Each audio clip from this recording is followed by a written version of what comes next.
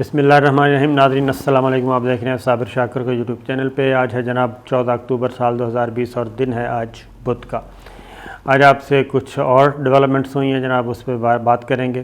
اہم ڈیولپمنٹس ہیں اور خاص طور پہ پاکستان بہت ہی جارحانہ موڈ میں نظر آیا ہے، اور پاکستان نے جارحانہ موڈ میں انڈیا کو آڑے ہاتھوں لیا ہے۔ اور پھر ایک اور اس کے ساتھ خبر آپ سے شیئر کریں گے۔ چین جو ہے اب وہ کشمیر کی طرف دیکھ رہا ہے اور کشمیری جو ہیں وہ چائنا کی طرف دیکھ رہے ہیں۔ اس کی کیا ریزن ہے، اور کیا جو پرو انڈین جو کشمیری قیادت تھی اور کشمیری جو سکھ ہیں کشمیر میں مقبوضہ کشمیر میں جو سکھ قیادت ہے وہ بھی اب میدان میں آ چکی ہے،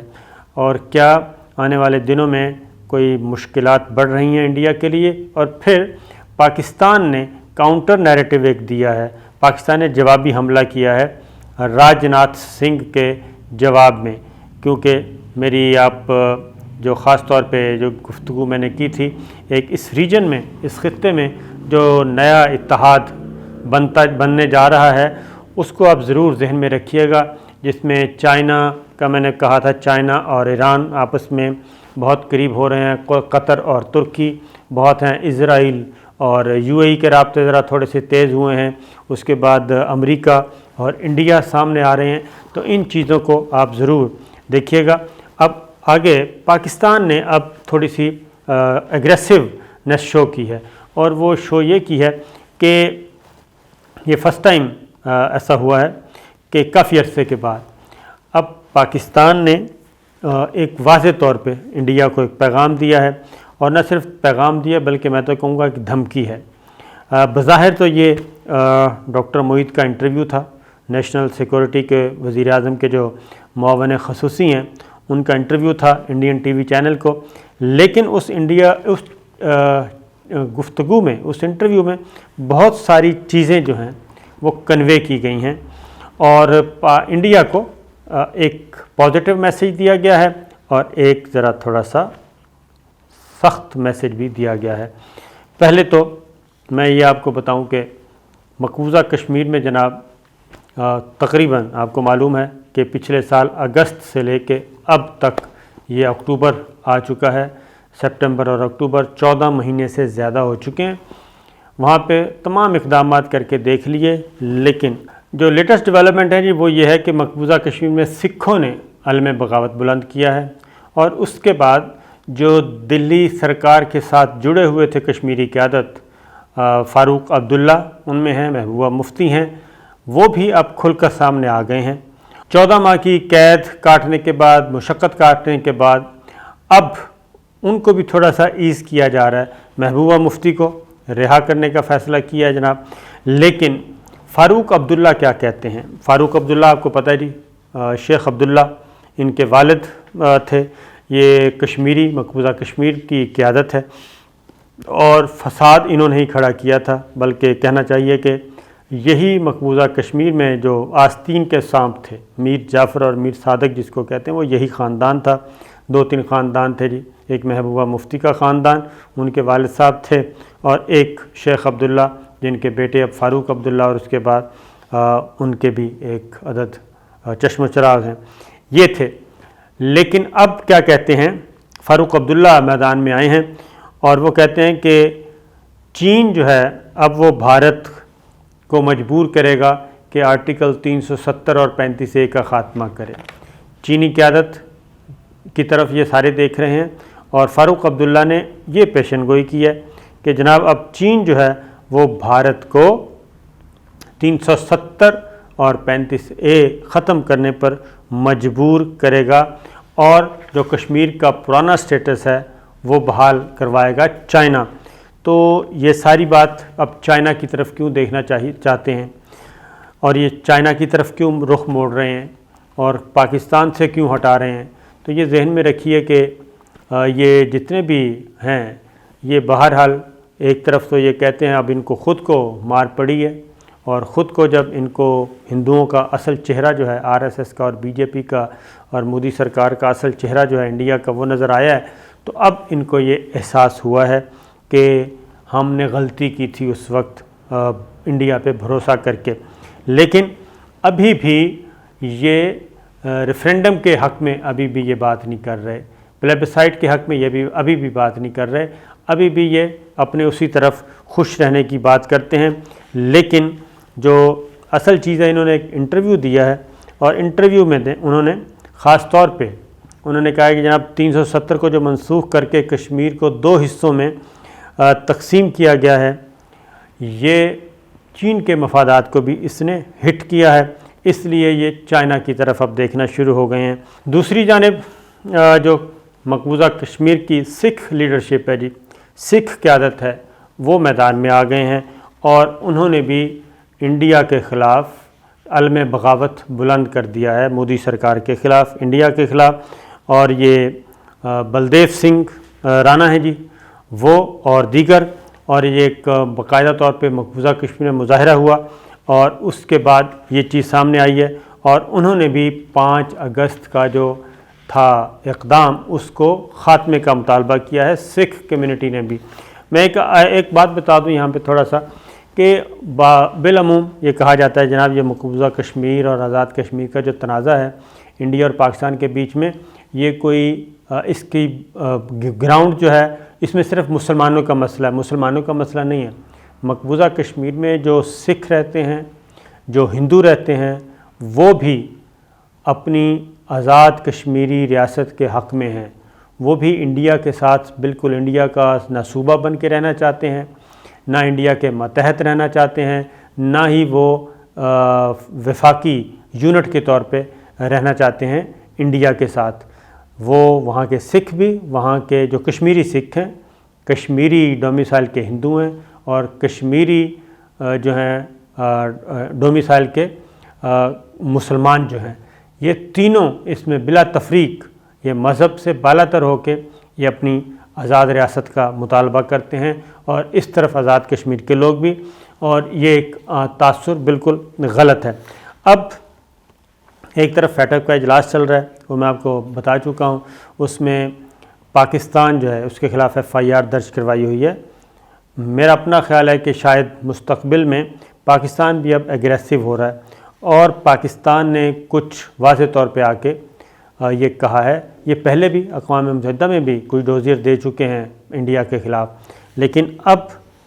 وزیر اعظم کی طرف سے ان کے معاون خصوصی ہیں ڈاکٹر محیط، انہوں نے ایک انٹرویو دیا، اور اس انٹرویو میں انہوں نے 3-4 باتیں کی ہیں، اور یہ فرسٹ ٹائم انہوں نے کہا جی پاکستان کشمیر پہ بھی بات کرنے کے لیے تیار ہے، اور دہشت گردی کے مسئلے پر بھی بات کرنے کے لیے تیار ہے۔ یہ 2 اہم مسئلے ہیں دونوں ملکوں کے درمیان، لیکن ساتھ جو سخت گفتگو پاکستان کی طرف سے کی گئی، اس میں کیٹاگوریکلی جی پاکستان نے یہ انڈین میڈیا کے تھرو، ایک انٹرویو کے تھرو باقاعدہ طور پہ کہا ہے کہ پاکستان کے پاس انڈیا کے جو دہشت گردی کے ثبوت ہیں وہ پاکستان کے پاس موجود ہیں۔ کن کن معاملے میں؟ ایک تو یہ کہ بھارت جو ہے، اور بھارت کی ایجنسی دہشت گردوں کو مالی مدد بھی فراہم کر رہی ہے، اور یہ دہشت گردوں کو مالی مدد پاکستان میں فراہم کی جا رہی ہے، اور افغانستان کے ذریعے سے مدد بھی فراہم کی جا رہی ہے، دہشت گردوں کو ٹریننگ بھی دی جا رہی ہے، اور دہشت گردی کا جو امپورٹ اور ایکسپورٹ کا سب سے بڑا ملک ہے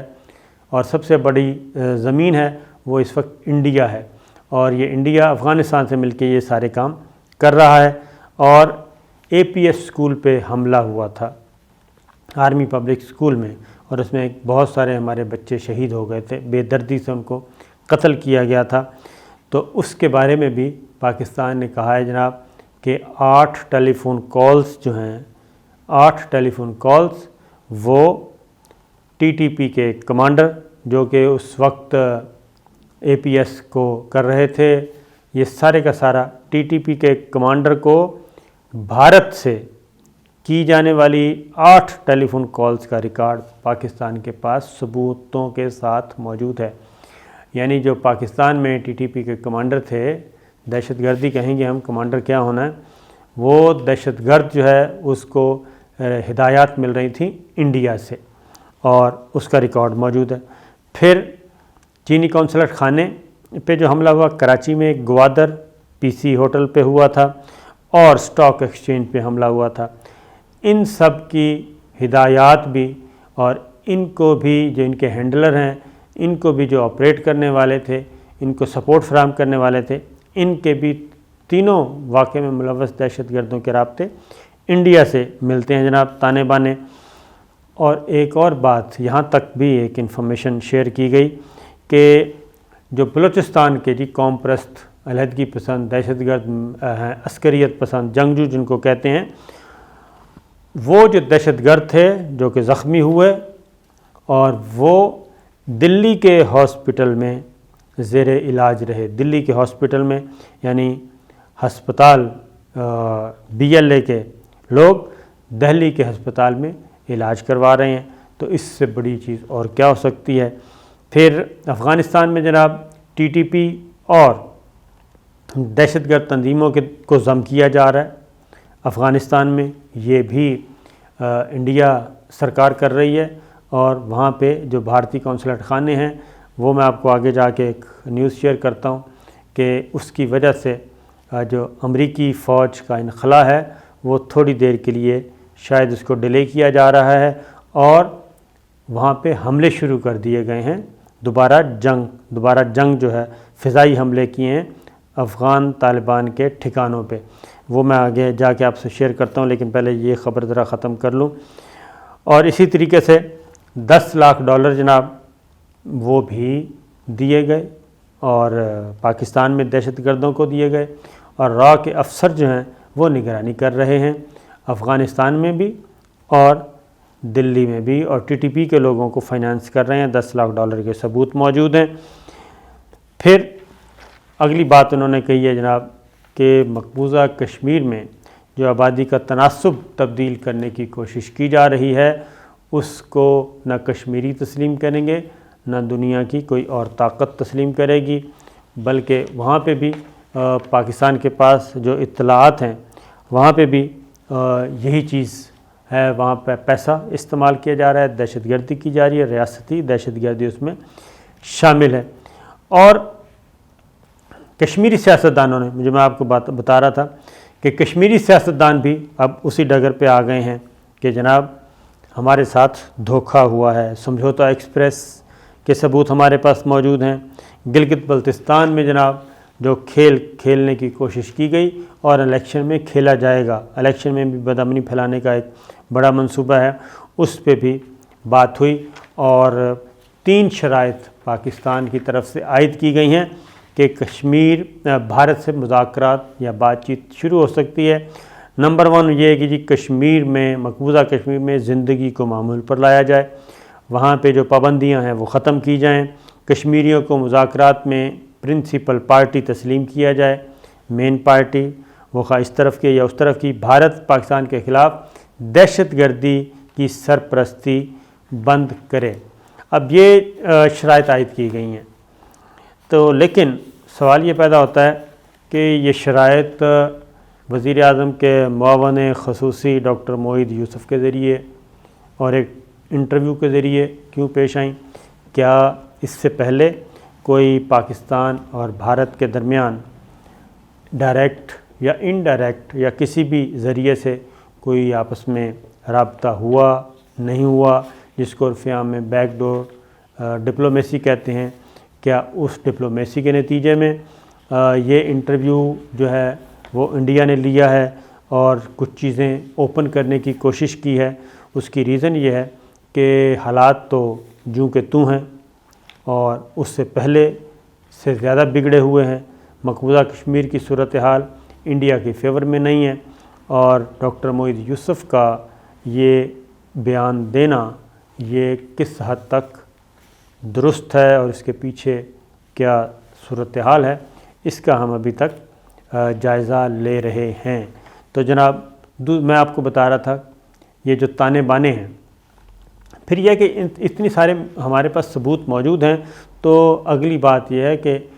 یہ FIR درج کیوں نہیں کروائی جا رہی. پاکستان پراپر وے میں جو پاکستان کے نیشنل سیکورٹی اسسٹنٹ ہیں موید یوسف ان کا محکمہ اور دفتر خارجہ یہ باقاعدہ طور پہ جو عالمی فورمز پہ یہ مسئلہ کیوں نہیں اٹھا رہے؟ اس کی ریزن افغانستان میں امریکی فوج کا انخلا، وہاں پہ بھی جو مین پلیئر ہے اس وقت سبوٹاج کرنے کا ساری معاہدے کو، اور افغان طالبان کے ساتھ جو امریکہ کا ایگریمنٹ ہوا پیس ایگریمنٹ، اس کو بھی اگر کوئی سبوٹاج کرنے کا معاملہ ہے تو وہ ہے جناب افغانستان میں انڈیا. اور انڈیا کے بارے میں پہلے بھی ہم کافی کچھ بتا چکے ہیں. تو انڈیا اب پھر وہاں پہ ایکٹیو ہو رہا ہے اور وہاں پہ کنفیوژن پیدا کر رہا ہے، اور وہاں پہ ٹی ٹی پی کو اور دہشت گرد عناصر کو اکٹھا کر رہا ہے اور پاکستان کے خلاف استعمال کر رہا ہے. اب ایک طرف پیس ایگریمنٹ چل رہا ہے، دوسری طرف وہاں پہ فضائی حملے شروع ہو گئے ہیں افغان طالبان کے ٹھکانوں پہ. تو یہ ایک دوہرا کام شروع ہو گیا ہے. اس کو بھی ذرا ہمارے جو ادارے ہیں وہ دیکھ رہے ہیں. اور بڑے مزے کی بات ہے کہ افغان طالبان نے ٹرمپ کی کامیابی کے لیے دعا بھی کی ہے اور پر امید ہیں کہ پریزیڈنٹ ٹرمپ جو ہیں وہ امریکہ کے دوبارہ صدر منتخب ہو جائیں گے. اور ان کا خیال ہے کہ اگر دوبارہ منتخب ہو گئے تو جو پیس ایگریمنٹ ہے یہ اپنی حتمی شکل کو بھی پہنچے گا، اور انٹرا افغان ڈائلاگ اور آگے جو ہے معاملات کہ اس کو کیسے سیاسی سطح پہ افغانستان کو ایک پولیٹیکل ڈیموکریٹک ملک بنایا جائے، اس پہ بھی بات چیت آگے بڑھے گی. تو یہ ہے جناب. اب دیکھنا یہ ہے کہ انڈیا جو مذاکرات کی پیشکش کی گئی ہے، اور یہ پیشکش سوچ سمجھ کی گئی ہے، کسی تیسرے ملک کی انوالومنٹ ہے اس میں، کیا اس کے بعد صورتحال نارمل ہو جائے گی؟ کیا مقبوضہ کشمیر میں جو جاری محاصرہ ہے 14 ماہ سے کیا وہ ختم ہو جائے گا؟ یہ وہ سوالات ہیں جن کا جواب آنے والے دنوں میں آئے گا.